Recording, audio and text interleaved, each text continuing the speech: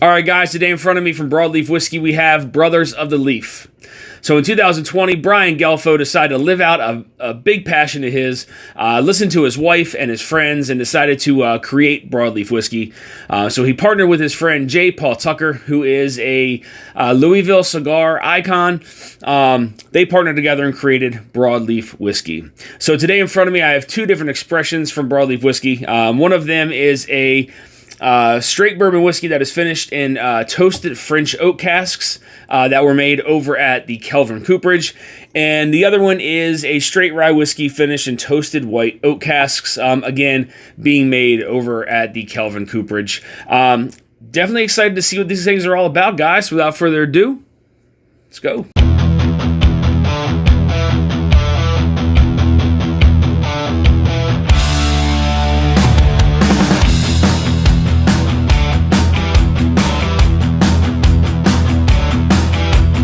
All right, guys, so we're going to go ahead and get started with the straight bourbon whiskey that is finished in toasted French oak casks created over at the Kelvin Cooperage. So the mash bill on this one is 75% corn, 21% rye, 4% malted barley. Let's go ahead and get into the nose.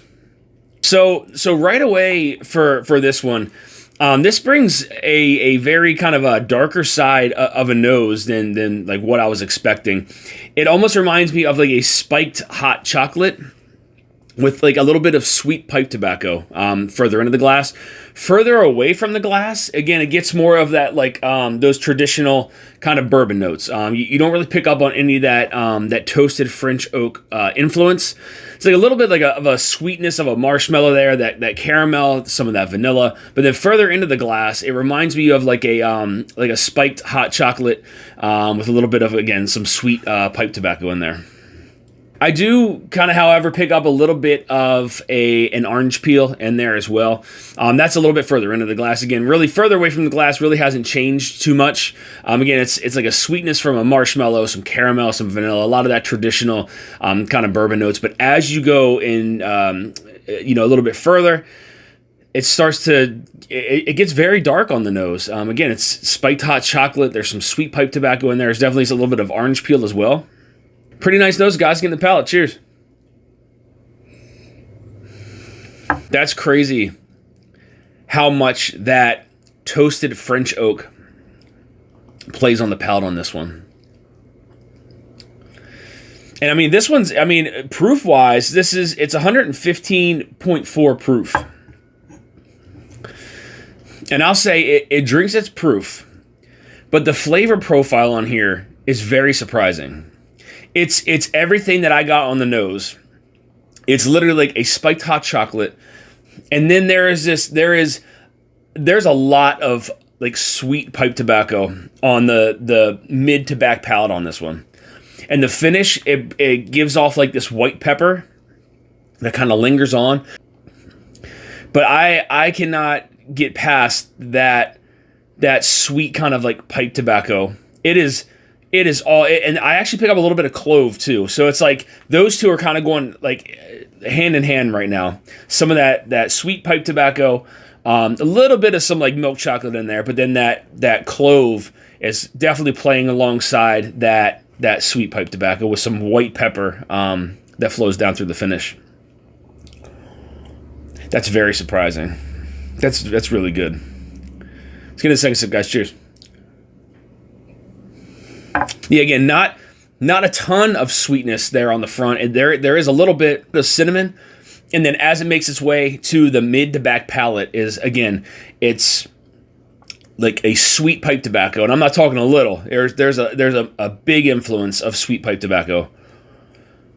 A little bit of like milk chocolate, and then again, as it goes down, it turns into this kind of white peppery finish. It's slowly kind of pulling down that pipe tobacco now. So it's, got that pipe tobacco. Chocolate doesn't really kind of flow through into the finish, but that pipe tobacco and white pepper really kind of finish it off.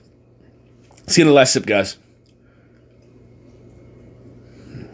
So now on the front of the palate, on that last sip, a little bit of some rye spice kind of appeared there with some of that sweetness. Pleasantly surprised by this one. I think I'm going to go find a bottle of this. This is something that I definitely think I can enjoy. I think, again, this would go very, very well with a cigar. Really good stuff here, though, by Broadleaf Whiskey. All right, guys, so now we're going to go ahead and get into the Brothers of the Leaf straight rye whiskey that is finished in white oak casks.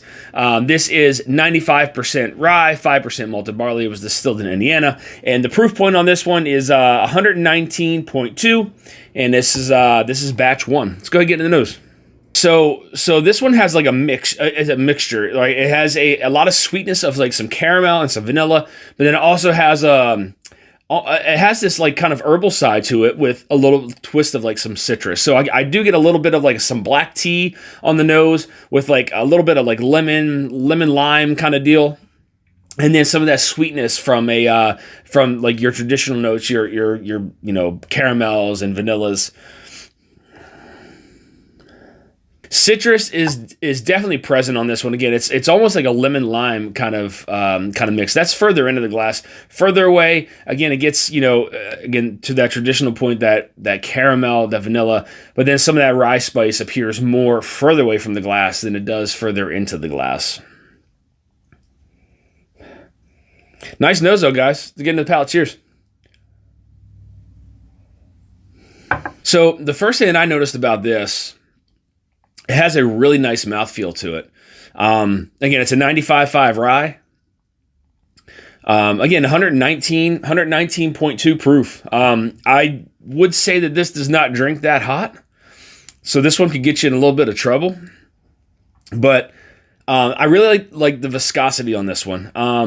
So some notes are kind of similar, like I was getting on the nose. This does have like a nice burst of citrus.